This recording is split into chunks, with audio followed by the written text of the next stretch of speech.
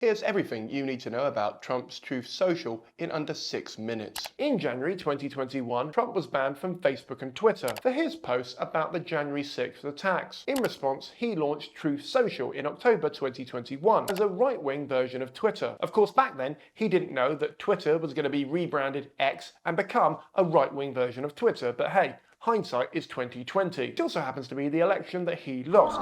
Now, that's not relevant, but it will stop the Trump stans from watching the rest of this video. So now it's just us, let's dig in. Most former presidents write a book, then go on the after-dinner speaking circuit, and then put their feet up, but not Donald Trump.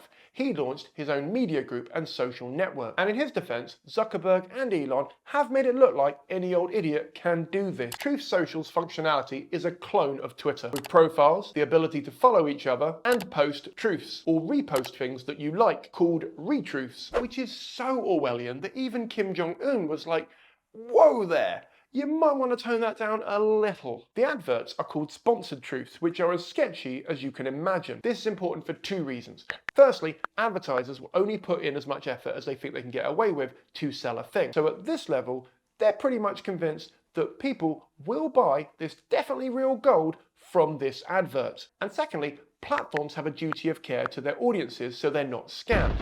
No social network does this, but it is part of their job. In fact, I go further than that and say that it's your one job if your site is built on advertising, because otherwise it's a race to the bottom, showing us all increasing rubbish, propaganda, or worse, Harry Potter fan fiction. Despite taking money from anyone who advertised on their platform, the site is hemorrhaging money more than a gambler at Vegas. TMTG, which I keep incorrectly reading as TMNT, owns Truth Social, and it stands for Trump Media Technology Group. The company went public under the ticker DJT. The value of the stock skyrocketed on opening day and peaked at a valuation of $8 billion in March 2024. That's £9.60 in today's money. Trump owns 60% of this company, so it technically made him the richest he's ever been for one hot minute. Now, putting aside my honest opinions, this is an insane valuation, especially when you compare it to other social networks, which I have done, but to keep it to the time limit, I won't bore you with that here.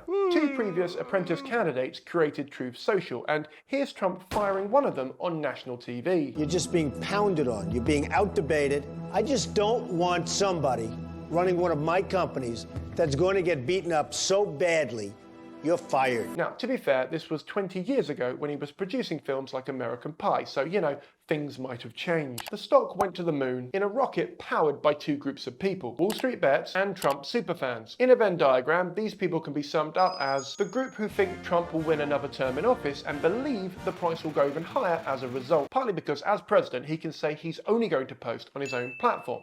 As a result, every journalist will need to sign up to get updates from the White House, or he could put through executive orders to stop other social networks or force more advertisers onto his platform. Really, whatever he feels like that day, he'll build a content wall and make us pay for it, which is very on brand. Even Biden has joined Truth Social for his election campaign to try and pull over votes, which is incredibly odd because it implies Joe is fine with his opponent having his location data but not TikTok. And so far, Trump hasn't charged him a penny or censored any of his posts.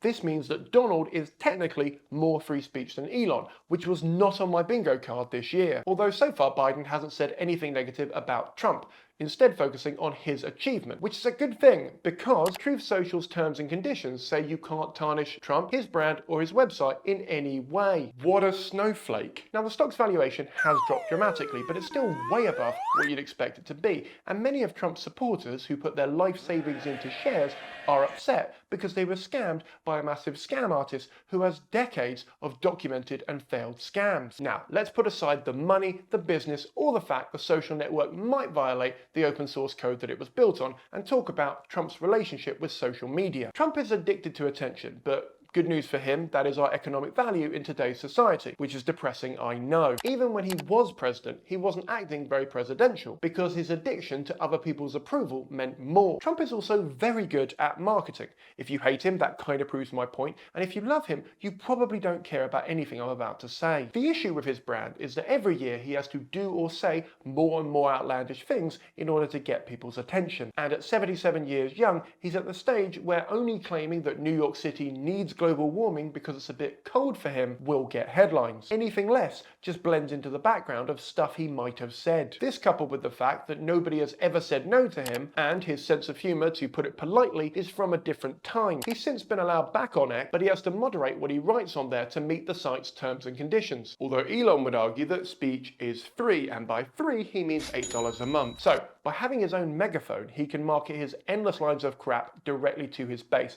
as well as build a relationship with his audience, which is far more valuable to him in the long term. And to get a little bit more real, at 77 years old, the long term isn't actually that long, but the Trump brand is what he's building. This means he can control the narrative around him now and when he dies. And when his kids inherit this frankly insane amount of power, they can use it to put it behind whichever political party they want. But for now, Trump is going to continue to try to monetize his social network and build a relationship with that audience through what he thinks is the truth. Godspeed.